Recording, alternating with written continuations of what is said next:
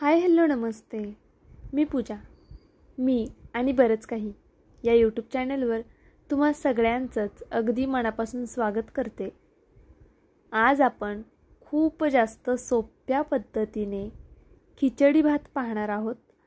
आता तुम्हाला साहित्य बघून तर समजलंच असेल आपण खिचडी भात करतोय, पण थोड्या वेगळ्या पद्धतीने आणि कढईमध्ये खिचडी भात करणार आहोत. आज आपण लहान मुलांसाठी खूप जास्त पौष्टिक, त्याचबरोबर मोठ्यांना सुद्धा आवडणार याची 100% गॅरंटी. तर चला जास्त वेळ न घालवता लगेचच रेसिपीला सुरुवात करूया. तर इथे बघा, तांदूळ घेतले ते मी खिचडी भातासाठी. आता इथे मी हे बासमती तांदूळ घेतलेत, तुम्ही इंद्रायणी घेतलेत तर अतिउत्तम. त्यानंतर डाळ घ्यायची आपल्याला, मुगाची आणि तुरीची डाळ एकत्रित घेतली आहे मी. याचं प्रमाणसुद्धा तुम्हाला सांगते. 1 वाटी, मोठी वाटी 1 तांदूळ आहेत आणि मिक्स डाळ अर्धी वाटी आहे. पुढे मी तुम्हाला वाटी दाखवेल. तर पाहू शकता तुम्ही, आपण हे तांदूळ आणि डाळ एका भांड्यामध्ये काढून घ्यायचेत.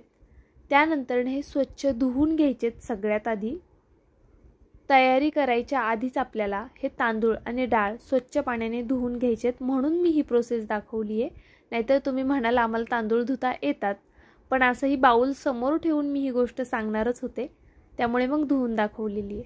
तर चला, आता तांदूळ आणि डाळ आपण धुवून ठेवली आहे. लगेचच कढई तापायला ठेवायची. कढईमध्ये तेल घातले 2 चमचे. मोहरी घालायची. मोहरी छान तडतडली की जिरं घालायचं.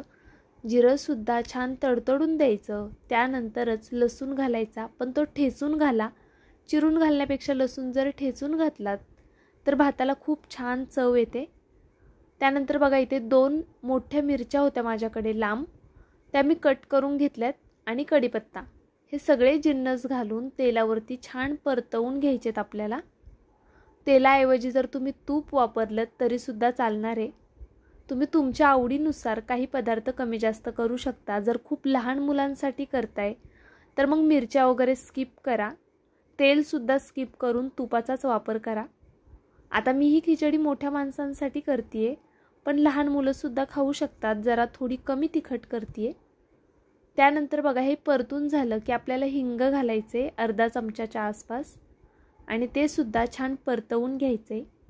रेसिपी नेहमीप्रमाणेच खूप सोपी आणि साधी आहे, त्यामुळे नक्कीच व्हिडिओला एक लाईक करा. नवीन असाल तर सबस्क्राईबसुद्धा करा. आता आपण कट केलेला टोमॅटो घालूया. हा 1.5 टोमॅटो घेतला आहे मी. तुम्ही 1 घ्या किंवा 1.5, तुम्ही जितकी क्वांटिटी करणार आहात भाताची त्यानुसार तुम्हाला टोमॅटो घ्यायचा आहे. आता हा मोठा टोमॅटो होता तर मी 1.5 घेतला आहे आणि मोठ्या मोठ्या खापा कापल्या. ते बघा, खूप जास्त बारीक नाही कापलाय. थोडीशी कोथिंबीर घातली आहे फोडणीमध्ये.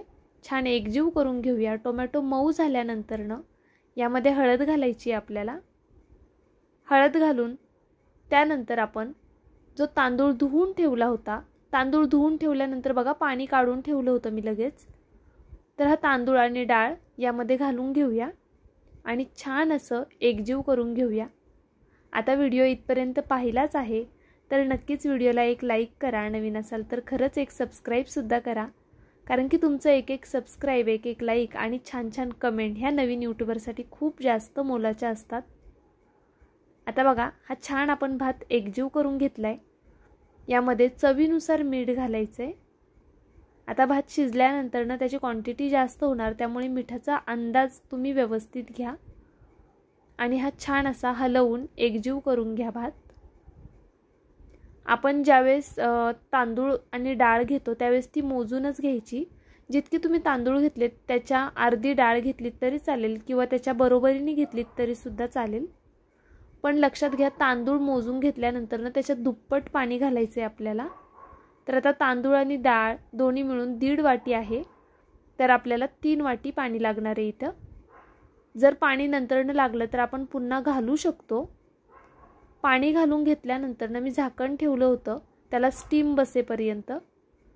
तर पाहू शकता छान उकळी आलेली आहे. आता झाकण काढून ठेवते मी आणि झाकण न ठेवता असाच हा भात होऊन देऊया. हा भात शिजायला जास्त वेळ लागणार नाही आहे, खूप लवकर होतो. त्यामुळे नक्कीच एकदा तरी कढईमध्ये करून पहा. कुकरला जसा 10 ते 15 मिनिटांमध्ये भात होतो तसा कढईमध्ये 20 मिनिटांमध्ये शिजला जातो. पण कुकरपेक्षा कढईमध्ये जर हा भात केला तर त्याला चव काहीतरी वेगळी असते. आता इथे बघा आपला भात पूर्णपणे कच्चा आहे कारण की त्याला फक्त आपण वाफ काढून घेतली आहे. व्हिडिओमध्ये असं दिसतंय की तो शिजलाय म्हणून मी तुम्हाला तोडून दाखवला, नाहीतर तुम्ही म्हणाल पाणी एवढं बाकी आहे आणि भात शिजलाय. तर ठीक आहे बघा, पाणी संपूर्ण आटलेलं आहे. एक्स्ट्राचं पाणी मला लागलं नाही आहे. सुरुवातीला जेवढं घातलं होतं 3 वाट्या तेवढंच पाणी इनफ झालं आहे. तांदूळ मस्त शिजलेला आहे आणि भात अगदी मस्त झालेला आहे. हा भात शिजतानाच घरभर असा सुगंध दरवळतो कारण की त्यामध्ये लसूण, हिंग आणि सगळेच पदार्थ घातलेले आहेत आपण. एकदा तरी नक्की करून पहा. लिंबू आवडत असेल तर नक्कीच वरतून लिंबूसुद्धा पिळा. शेंगदाणे आणि बटाटा आवडत असेल तर तो सुद्धा तुम्ही घालू शकता. लहान मुलांना जर अशा पद्धतीने खिचडी भात करून दिलात तर ते आवडीने खातात. त्याचबरोबर मोठ्यांनासुद्धा आवडतो.